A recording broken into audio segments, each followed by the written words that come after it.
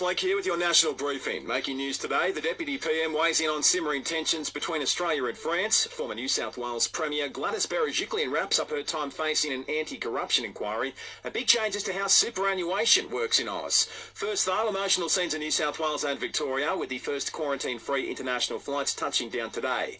A plane flew into Melbourne from Singapore this morning, one of 5 international flights scheduled there today, while in Sydney they also welcomed flights from the US. Taking a look at COVID cases across the country overnight, there's been 1,471 new infections in Victoria and 4 deaths. New South Wales has recorded 135 new locally acquired cases and 4 deaths too. There's been just 5 cases in the ACT and 2 deaths.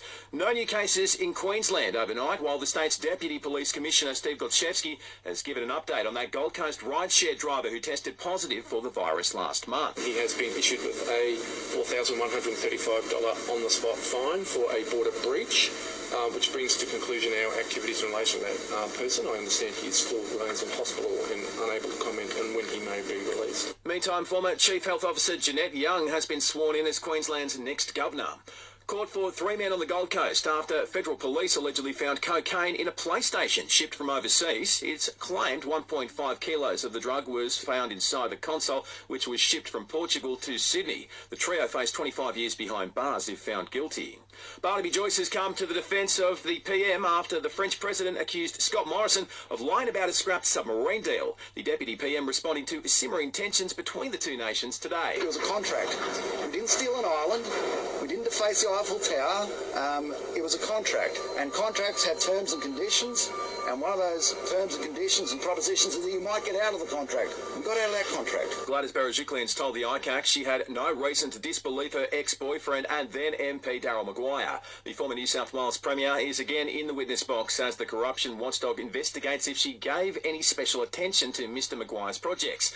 She says there was no reason to doubt him. A number of times I'd asked him if he'd done anything wrong, and he kept saying he hadn't.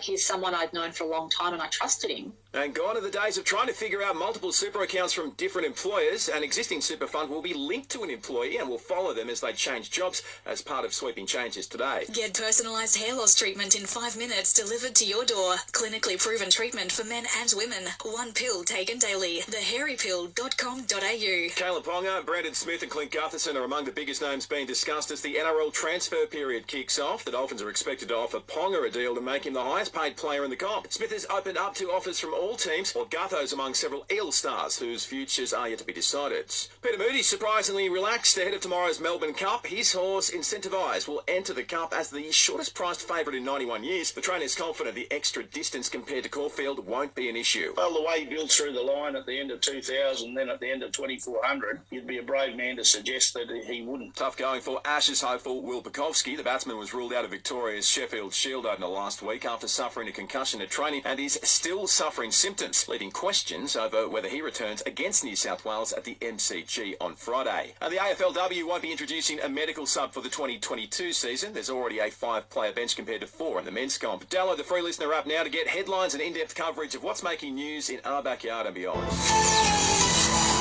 Selling the family home? Miller, Juan and John put you first. This is SAFM weather.